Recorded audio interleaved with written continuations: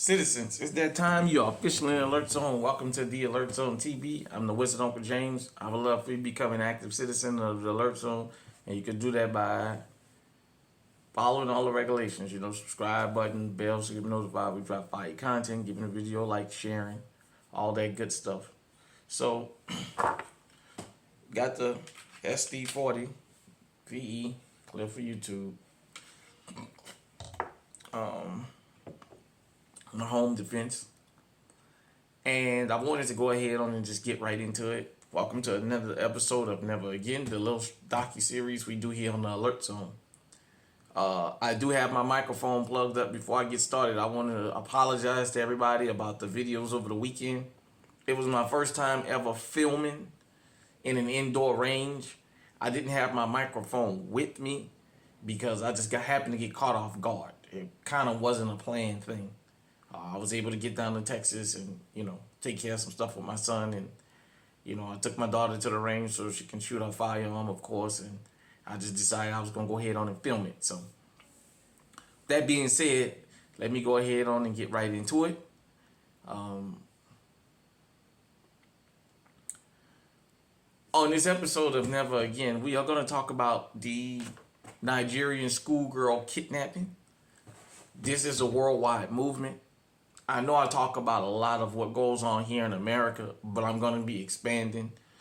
I want to shout everybody out before I get started that checked on me in the comment section. I know usually I'm dropping. I've been working on some stuff. I just got to get my behind in front of this camera and make the time because this is really important, not only to me, but to the movement. So we're going to get into it. For those of you who didn't know about the Nigeria girls' school kidnapping, this happened some years back. It made international news of how this happened, and we're just going to get into it. So, this is per Wikipedia. You guys and girls are always encouraged to do further and more research. If I say something that's not true, pull my coat on and let me know.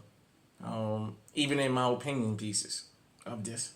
So, on the night of the 15th of April, 2014, 276 mostly Christian female students aged from 16 to 18 were kidnapped by Islamic terrorist group Boko Haram from the government girls' secondary school at the town of Chibok in Borno State, Nigeria.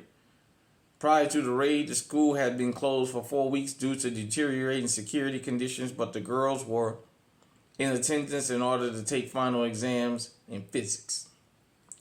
57 of the school girls escaped immediately following the incident by jumping from the trucks on which they were being transported, and others have been rescued by the Nigerian armed forces on various occasions. Hopes have been raised that the 219 remaining girls might be released. However, some girls are believed to be dead. Amina Ali, one of the missing girls, was found in May 2016. She claimed that the remaining girls were still there, but that 6 had died. As of April 14, 2021, 7 years after the initial kidnapping, over 100 of the girls remain missing. Some have described their capture and appearances at international human rights conferences.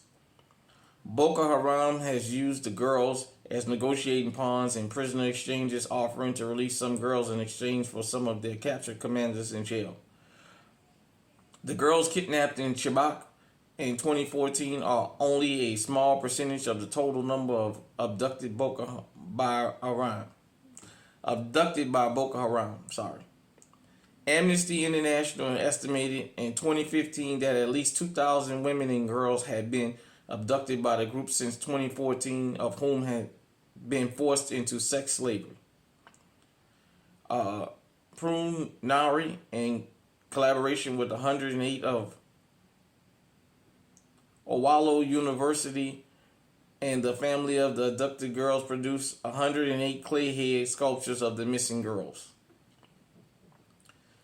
So, my commentary and why I think that's important. What happened to those girls in Nigeria? This is happening worldwide. to piggyback off this situation right now in America, especially in the border states, a lot of the little girls that's being abducted, especially of the quote unquote Hispanic descent, they finding them up here in the Midwest, in vast places like Oregon, Montana, Idaho, Wyoming. I'm reading stories of them finding little girls that have been missing for a year or two, that's being kidnapped and sold into sex slavery up here. If you've never been up to Wyoming, Nebraska, Iowa, the Dakotas, places like that here in the Midwest, you don't understand how sparsely populated these places are. The population is in heavy city pockets, but the rural areas you can go miles without seeing people. And in a place like Montana and Wyoming that I've been to several times, you can go hundreds of miles without seeing another person off the road. So it's just that vast of a land. And unfortunately, there's men around the world that are willing to pay for sex and to buy young girls so they can sexually abuse them. This Boko Haram thing, I had heard stories that some of these little girls had already been sold to guys from other countries and made wives. I don't know how true that is, but that's one of the reports I had got. The reason I wanted to bring this story up, and I've been wanting to do this for a couple of weeks, I just hadn't got around to it, is this is a crime that stretches across racial, geographical, continental, and all cultural and financial backgrounds. This thing with abducting women and young girls, this is a real thing, and we are faced with this every day. This is why we have to do the best we can to not only protect our girls and our women, but we also have to teach our women how to try to protect themselves.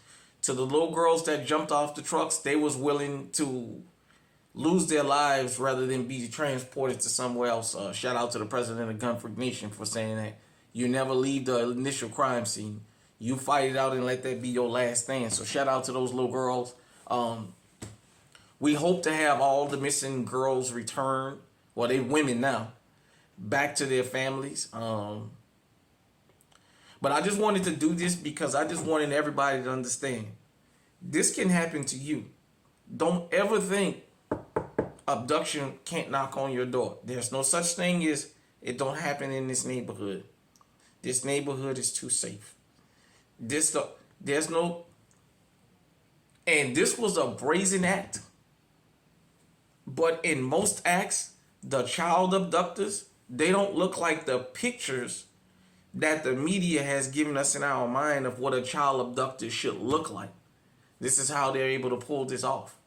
Nobody would guess in a million years that particular guy or girl would be around here abducting children. This is how we can have sex dungeons here in America. Yeah, I'm going to go there. I'm going to talk about it. Where when you find these missing women and you trace back to this guy's house, you go down in the basement and find out he's got a dungeon that he's been doing this for a long time. Because outside he looks like a normal guy. He looks like the guy next door. And inside he's a straight monster.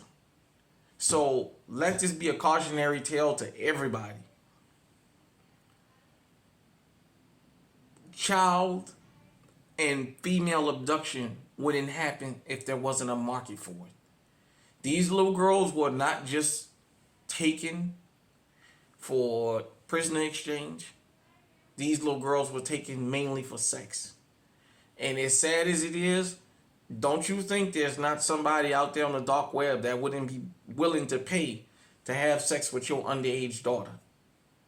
These guys that abduct these girls, don't you think they can't take them somewhere and have a line of men standing up that's willing to pay to have sex with your 13-year-old daughter? And just, I don't even want to get into the types of things they probably do to these children. So, like I said, this is a worldwide movement. hit me in the comment section and let me know what you think about this. Till next time, this has been an episode of Never Again, the docu-series we do here on the Alert Zone TV. Stay safe, stay on high alert.